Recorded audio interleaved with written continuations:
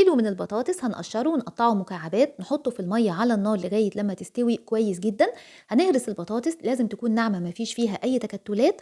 بعد كده هنجيب مكعبين 2 من الزبدة هنحطهم على النار لما يدوب. هنحط عليها نص كوباية من الحليب، معلقة صغيرة من الملح ورشة فلفل أسود أو أبيض، معلقتين 2 كبار من الجبنة الرومي المبشورة، قطعة أو 2 من الجبنة المثلثات. هنقلبهم على النار الهادية لغاية لما الحليب يغلي والجبنة تدوب.